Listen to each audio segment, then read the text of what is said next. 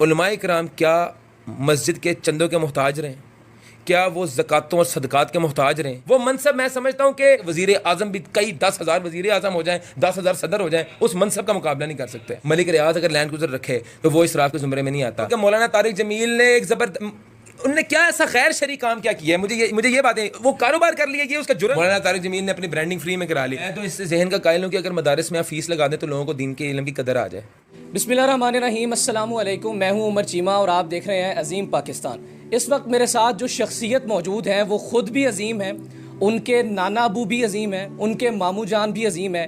یہ دو شخصیات جن سے ان کی نسبت جڑتی ہے وہ کون سی شخصیات ہیں وہ بھی آپ کو بتائیں گے۔ سب سے پہلے آپ کو تعارف کرواتے ہیں ہم اپنی شخصیت کا، جو اس وقت آج کے پروگرام میں ہمارے مہمان ہیں۔ وہ ریئل اسٹیٹ کا کام بھی کر رہے ہیں، وہ کنسٹرکشن کا کام بھی کر رہے ہیں، وہ کالونیاں بھی مختلف کاٹ کر کے آگے ان کو ایک جدید طریقے سے کام کرتے ہیں۔ وہ ان کا اسلام کے اندر بھی ایک جڑے جدید طریقے سے لے کر چل رہے ہیں اور بڑے روایتی چیزوں پر سوال اٹھاتے ہیں۔ ہمارے مہمان ہیں جناب ڈاکٹر سبیہ الاکرام صاحب۔ سر السلام علیکم، کیسے مزاج ہیں آپ کے؟ ٹھیک ٹھاک ہیں سر۔ سب سے پہلے تو یہ بتائیں کہ آپ کے نانا جان کا کیا نام تھا؟ علامہ احسان علیہ ظہیر شہید رحمۃ اللہ علیہ۔ اور آپ کے ماموں جو کہ میڈیا پر ظاہر ہے زینت ہے؟ جی، علامہ ابتسام علیہ ظہیر جو ہے وہ میرے ماموں ہیں۔ اچھا سر، سب سے پہلے تو آتے ہیں آپ کے جو ابھی اپنے حال ہی میں کاروبار سٹارٹ کیا، یہ ایک عالم، ایک اور بھی بڑے معروف عالم ہیں، انہوں نے بھی کاروبار سٹارٹ کیا، ان کو بھی بڑی تنقید کا نشانہ بنایا گیا، آپ کو بھی اسی طرح سے بڑی تنقید کا نشانہ بنایا گیا، لیکن اصل میں وہ کاروبار آپ نے کیا سٹارٹ کیا ہے؟ اور ایک عالم دین کاروبار سٹارٹ کرتا ہے تو وہ کس طرح سے کرتا ہے اور اس کو کس طرح سے معاشرے میں ٹریٹ کیا جاتا ہے؟ اس پر ذرا تھوڑی سی۔ آپ کا شکریہ ادا کرتا ہوں، آپ تشریف لائے، اللہ آپ کو سلامت رکھے۔ میں آپ کا سوال کا جواب کچھ اس طرح سے دینا چاہوں گا کہ حقیقت بات ہے، مجھے ایٹ لیسٹ اپنی ذات کی بات کروں گا، تنقید سے بالکل فرق نہیں پڑتا۔ مجھے زیرو جو ہے نا کوئی فرق ہے، کوئی تنقید کر رہا ہے مجھ پہ تو میں تو آج تک زندگی کے اندر اپنے جو نیچے کمنٹس ہوتے ہیں وہ بھی نہیں پڑھے، نہ میں نے کبھی زندگی میں کمنٹ کیا اپنے پیج پہ کسی بندے کو، نہ میں نے کسی غلط میسیج کا کبھی رپلائی کیا ہے۔ تو میں سمجھتا ہوں کہ وہ تنقید جو ہے وہ معاشرے میں چلتی رہے گی۔ حاسد موجود ہوتے ہیں، شریر موجود ہوتے ہیں، آپ کی ٹانگیں کھینچنے والے موجود ہوتے ہیں۔ جہاں تک دوسری بات یہ رہی کہ آپ کہتے ہیں علماء کے کاروبار کو تنقید کا نشانہ بنایا جاتا ہے۔ علماء کرام کیا مسجد کے چندوں کے محتاج رہیں؟ کیا وہ زکاتوں اور صدقات کے محتاج رہیں؟ کہ یہی علماء کرام عوام دیکھنا چاہتی ہے؟ اس سوچ کو بدلنا پڑے گا۔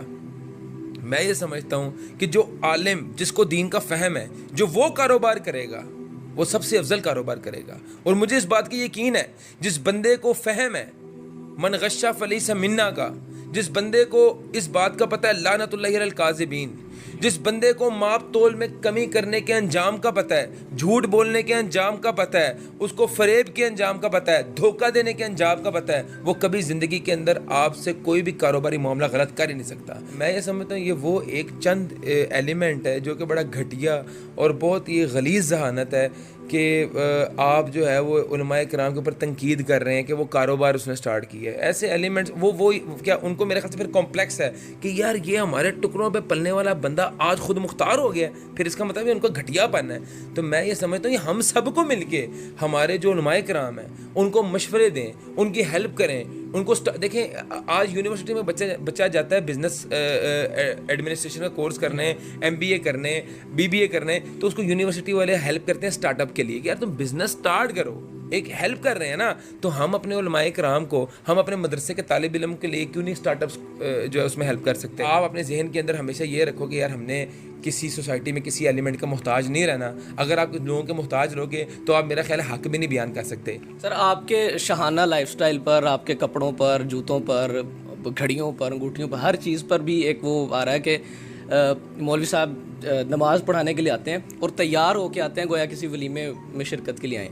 تو اس کو آپ کس طرح سے دیکھتے ہیں کہ کیا کپڑے اچھے پہننا اسلام کے اندر جائز نہیں ہے، یا یہ کیوں اس چیز کو اتنا اچھالا کیوں گیا ہے، اتنا اجاگر کیوں کیا گیا آپ کے خیال میں؟ میں تو کہتا ہوں کہ ولیمے سے بھی کوئی زبردست چیز ہے، میں تو وہاں جا رہا ہوں، میں تو اپنے رب کے سامنے کھڑا ہونے جا رہا ہوں، تو ولیمے کی کیا اوقات ہے؟ ولیمے تو میرے خیال سے یہ دنیاوی معاملات ہے، دنیا میں رہ جانا، ولیمے سے ہم واپس آئیں گے کیونکہ یاد بھی نہیں رہا ہم نے کیا کپڑے پہنے، کیا یہ حق ادا ہو سکتا ہے؟ اس میں دو چیزیں ہیں نا، ایک ہے صاف کپڑے، ایک ہے برانڈڈ کپڑے، کیونکہ یہ بھی کہا جاتا ہے نا کہ اگر آپ کے کوئی چیز کھانے سے آپ کے ہمسائے کے دل میں وہ طمع پیدا ہو کہ یار میں بھی یہ چیز نہیں کھا سکتا، یا تو وہ آ جاتی نا کہ مسجد کے اندر تو ہر قسم کا آدمی نماز پڑھنے کے لیے آ رہا ہے. تو ایک ہے صاف کپڑے پہن کے جانا، وہ آپ کی بات بجا ہے، ایک ہے برانڈڈ کپڑے پہن کے جانا. فرق برانڈڈ کپڑے، میرا خیال ہے کہ میرے لباس میں کہیں آپ کو برانڈ نظر آ رہا ہے، آپ کو پتہ ہے میں نے کون سا لباس پہنا ہوا ہے. یہ تو لوگوں کی من گھڑت کہانی ہے نا کہ برانڈڈ کپڑے کون سے. میں تو آج تک برانڈڈ کپڑے پہنتے نہیں، میں تو سلواتا ہوں. ایک مطلب استعارہ کے طور پہ استعمال کر کے کہ اچھی گاڑی میں آنا، اچھا کپڑے میں اچھی گاڑی میں آنا چاہیے. جو امام کھڑا ہوا ہے وہ ایک معاشرے کا وہ ایلیمنٹ ہے جس کو لوگوں کو آئیڈیلائز کرنا چاہیے، نہ کہ ایسا ایلیمنٹ ہونا چاہیے جس سے لوگ گھبرائیں. میں کہتا ہوں کہ آج سوسائٹی کے اندر لوگ مجھ سے سوال پوچھتے ہیں ڈاکٹر صاحب ہم نے آپ جیسا بنانا ہے، کیوں کہتے ہیں بھائی؟ وہ اس لیے کہتے ہیں کہ یار انہوں نے دیکھا کہ ایک بندے کے پاس دین بھی ہے، دنیا بھی ہے. حالانکہ میں نہیں سمجھتا میرے پاس دین ہے، میں پھر بھی دین کا طالب علم ہوں، اور اللہ تعالیٰ مجھے دین کا فہم بھی دے، دین کا علم بھی دے. وہ اس لیے کہتے ہیں یار کم سے کم ہمارا بچہ اگر ڈاکٹر صبیح علیہ کرام جیسا بنے گا تو محتاج نہیں رہے گا، وہ زکاتوں پہ اور صدقات پہ نہیں پلے گا. یہ وجوہات ہیں. آپ مجھے بات بتائیں، میں تو کوشش کرتا ہوں میں اچھی گاڑی پہ جاؤں مساجد کے اندر، کیونکہ میں نے آج تک دیکھا ہے کہ سعودیہ وغیرہ کے اندر یا ایسے ملک جہاں پہ ابھی بھی تھوڑا بہت اگر دین باقی ہے، بے شک لوگوں کو جتنا مرضی اختلاف ہو، وہاں پہ علماء کرام کو آپ دیکھیں وہ کسی کے محتاج نہیں ہیں. وہ کسی سے نماز کے بعد یہ نہیں کہتے یار چندہ دو ہمارے معاملات نہیں چل رہے. وہ اپنی ضروریات کے لیے لوگوں کو نہیں پکارتے، وہاں پہ ان کی ضروریات کا خیال رکھا جاتا ہے. وہاں پہ ٹاپ آف دی لائن جو ہے، ٹاپ کلاس گاڑی ان کے پاس ہوتی ہے، صاف ستھرے لباس انہوں نے زیب تن کیے ہوتے ہیں. ان کو پتہ لگتا ہے کہ یار یہ ایک اہم ترین منصب پہ فائز ہے. کیا آپ سمجھتے ہیں کہ مسجد کا امام جو ہے، جو اللہ کے کلام پڑھ رہا ہے، جو دین کی بات کر رہا ہے ممبر رسول کے اوپر بیٹھ کے، کیا وہ کسی جج سے انفیریئر ہے؟ کیا وہ کسی بیوروکریٹ سے انفیریئر ہے؟ کیا ایسا بندہ جو اللہ کا کلام لوگوں تک پہنچا رہا ہے، کیا اس کے لباس کے اوپر آپ کو اس لیے اعتراض ہے کہ آپ کے مائنڈ ایکسیپٹ نہیں کر پا رہا کہ یار یہ مولوی کو کیا ہو گیا؟ یہ بیسیکلی کمپلیکس پرسنالٹیز ہیں ان لوگوں کی. وہ لوگ برداشت نہیں کر سکتے کہ دین کے اندر ایسا بندہ آ جائے جو ہمارا محتاج نہ رہے. آپ مجھے کبھی بیوروکریٹ کے کسی لباس پہ کسی نے بیوروکریٹ کے کسی لباس پہ اعتراض کیا ہے؟ کسی پولیٹیشین کے لباس پہ اعتراض کیا ہے؟ میں کہتا ہوں کہ سب سے سپیریئر ایلیمنٹ جو ہے مسجد کا امام ہے. میں نہیں، لیکن وہ منصب سب سے اہم ہے. وہ منصب میں سمجھتا ہوں کہ وزیر اعظم بھی کئی 10,000 وزیر اعظم ہو جائیں، 10,000 صدر ہو جائیں، اس منصب کا مقابلہ نہیں کر سکتے. اس سے افضل کوئی منصب نہیں ہے. تو اس منصب پہ بیٹھنے والے کپڑوں پہ آپ کو اعتراض ہوتا ہے کہ صاف کپڑے پہن لیے. اچھا آپ بات سن لیں، آپ مجھے جواب دیں اس بات کا کہ گندے کپڑے پہن کے بیٹھے وہاں پہ، ظاہر ہے نہیں بیٹھنا چاہیے. سائیکل پہ آئے ہم، محتاج رہیں. اور دوسری بات لوگوں کے اندر ہے، لوگ کہتے ہیں اسراف ہے.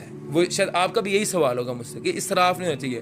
اسراف کے دین اسلام کے اندر پیرامیٹرز ہر بندے کے لیے مختلف ہیں. اگر اس محفل کے اندر 50 بندے بیٹھے ہوئے ہیں، 50 بندوں کا اسراف کا پیرامیٹر ڈفرینٹ ہے. ملک ریاض اگر لینڈ کروزر رکھے تو وہ اسراف کے زمرے میں نہیں آتا. ہو سکتا ہے اگر میں رکھوں تو شاید اسراف کے زمرے میں آ جائے. آپ حمایت کرتے ہیں کہ مولانا طارق جمیل صاحب کے اس کے کاروبار کی، اور اس طرح کے اور بھی سینکڑوں مثالیں ہیں، وہ تو ایک ہے جو ہائی لائٹ. میں آپ کو کہتا ہوں کہ مولانا طارق جمیل نے ایک انہوں نے کیا ایسا غیر شرعی کام کیا ہے؟ مجھے یہ باتیں، وہ کاروبار کر لیے، یہ اس کا جرم. آپ کو گن پوائنٹ کے اوپر اپنا مال بیچ رہا ہے؟ کیا شیخ خردونوش بیچ رہا ہے کہ پوری مارکیٹ میں شارٹ کر لیے چینی یا آٹے کی طرح کہ اس کے علاوہ کوئی بھی نہیں بیچ رہا؟ لوگ بلیک میل ہو گئے ہیں اس کے ہاتھوں. کپڑے بیچ رہے ہیں نا، آپ نہ لیں اسے کپڑے.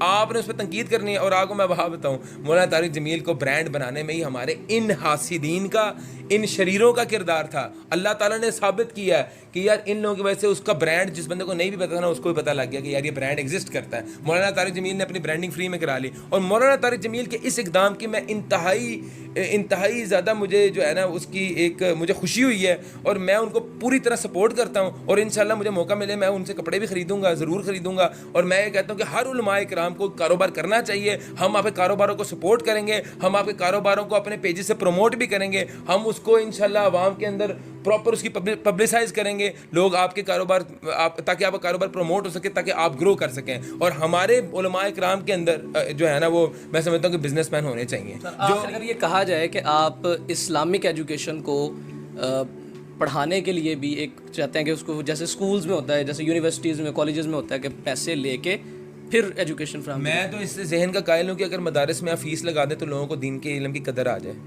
آپ MBBS اور انجینئرنگز اور MBAs اور اکاؤنٹس کی تعلیم حاصل کرنے کے لیے لاکھوں کروڑوں روپیہ خرچ کرتے ہیں نا، اپنے بچوں کی فیس دیتے ہیں نا، تو آپ سب سے افضل تعلیم کے اوپر آپ کو ہزاروں روپیہ خرچ کرتے ہوئے موت تو نہیں آتی. کسی کو اگر آپ یہاں پہ فیس لگا دیں، بھاری فیسیں لگا دیں، یہ برانڈ بن جائیں گے، مدارس برانڈ بن جائیں گے. آپ یہاں پہ لوگ پڑھنے کو بھی اپنے لیے باعث فخر محسوس کریں گے اور اس تعلیم کی قدر بھی آ جائے گی. کیونکہ جو یہ تعلیم ہے نا، یہ دنیا کی ہر تعلیم سے زیادہ افضل ہے. آپ کو دنیا کے اندر اگر آپ کو یہ تعلیم کے اوپر آپ نے عمل کر لیا نا، تو دنیا کے آپ تمام تعلیموں کو ایک طرف رکھ دیں، آپ دنیا کے اندر کامیاب ہیں. آپ صرف تجارت لے لیں، تجارت پڑھ لیں، دینی شریعہ تجارت پڑھ لیں، آپ شریعہ تجارت آپ پڑھ لیں، دنیا کی تمام تر اکاؤنٹس فیل ہیں، دنیا کی تمام تر فائنینس کی کتابیں فیل ہیں، یہی آپ اس پہ عمل کر لیں تو آپ کامیاب ترین انٹرپرینور بن جائیں گے، کامیاب ترین بزنس مین بن جائیں گے. تو یہ تعلیم کے اوپر تو میں کہتا ہوں، میرا مطالبہ ہے، میں عالم نہیں ہوں، میں ایک مطالبہ کر سکتا ہوں اپنے علماء کرام سے کہ آپ مدارس کے اندر بھاری بھرکم فیسز جو ہے نا امپلیمنٹ کریں. تب لوگوں کو اس تعلیم کی قدر ہوگی کہ کیا ہم پڑھ رہے ہیں، کتنی یہ مقدس، کتنی عظیم تعلیم ہے جو جس کی ہم قدر ہی نہیں کرتے تھے. تو یہ جب تک آپ فیس نہیں لگائیں گے تب تک جو ہے نا یہ اس تعلیم کی قدر نہیں ہوگی. لوگوں کو آپ کہتے ہیں کہ جو چیز مفت میں مل جاتی ہے نا، لوگ اس کی قدر نہیں کرتے. سر اتنی خوبصورت آواز ہے، نہ صرف دینی اعتبار سے مختلف آپ نے قرۂ کرام میں اپنا ایک نام بنایا، بلکہ ہم دیکھتے ہیں کہ میڈیا کے اندر بھی مختلف آپ کی وائس اوورز وغیرہ چلتی رہی ہیں. تو یہ آواز کی خوبصورتی اور یہ بیس، یہ اتار چڑھاؤ، یہ وقفہ، یہ سکتہ، یہ قرات ہی کی مرہون منت ہے یا اس کے لیے آپ نے باقاعدہ محنت کی ہوئی ہے؟ میں یہ سمجھتا ہوں کہ یہ جو بھی عزت ہے، یہ جو بھی شہرت ہے، یہ اللہ تعالیٰ کی کلام پاک کی وجہ سے ہے، قرآن مجید کی وجہ سے ہے. میں بڑا سادہ قرآن پڑھتا ہوں. اس رب کے ہاتھوں میں ہے لوگوں کی دل، وہ جہاں مرضی پھیر سکتا ہے. تو میں صرف اور صرف جو ہے اخلاص کے ساتھ کوشش کرتا ہوں اخلاص سے قرآن مجید پڑھوں. نہ میں کسی کو امیٹیٹ کرتا ہوں، نہ میں کسی کو کاپی کرتا ہوں، نہ میں نے کہیں کسی قرات سیکھی ہے. میں نے 10 مہینے میں صرف حفظ کیا ہے، 10 مہینے لگائے ہیں حفظ کرنے میں. اس کے بعد میں نے اسکول گیا ہوں، کالجز گیا ہوں، اس کے بعد میں بزنس میں آ گیا ہوں. میں یہ سمجھتا ہوں صرف اللہ تعالیٰ کا کرم ہے، اللہ تعالیٰ کا فضل ہے. میں ایک خاکسر آدمی ہوں، میری کوئی اوقات نہیں، میری کوئی حیثیت نہیں ہے. اللہ تعالیٰ ہی نے آپ لوگوں کے دلوں کے اندر عزتیں ڈالی ہیں. میرا اس میں کوئی کمال نہیں. اللہ کی دی ہوئی آواز ہے، اللہ کا دیا ہوا مسلح ہے، اللہ کا کلام پڑھتا ہوں. اپنا میرا خود کچھ بھی نہیں ہے، نہ تو میں کوئی ایسی کوئی چیز ایجاد کر دی اپنی طرف سے. کوشش کرتا ہوں کہ قرآن اس طرح پڑھوں کہ اس کا حق ادا ہو سکے، آرام سے ٹھہر کے، کہ لوگوں کو سمجھ بھی آئے اور کوئی الفاظ بھی جو ہے نا وہ مس نہ ہو. تو یہ کچھ چیزوں کا خیال رکھتا ہوں، باقی اس کے علاوہ کچھ بھی نہیں ہے. یہ تھا جناب ڈاکٹر سبیہ الاکرام بھائی، اور ان کی جو دل کی تڑپ تھی، ان کی جو ایک سوچ ہے، وہ انہوں نے الفاظ کے پردے کے اندر پروتے ہوئے آپ سب کی سماعتوں تک پہنچانے کی کوشش کی ہے. یہی تڑپ، یہی درد دل معاشرے کا ایک مخصوص حصہ رکھتا ہے، اور وہ یقیناً یہ چاہتے ہیں کہ اسلام اس لیول پر آئے، اسلام کی اشاعت اس لیول پر آئے کہ واقعی دین اسلام کے لوگوں کی بہت زیادہ قدر ہو. سو یہ جو بھی ہماری گفتگو تھی، یہ جو بھی ہماری ڈیبیٹ تھی، یہ تمام تر چیزیں آپ سب کے سامنے ہم نے درد دل رکھ دیا ہے. پر تو نہیں تھے اس کے، طاقت پرواز مگر رکھتی ہے. مجھے اجازت دیجیے، اللہ حافظ.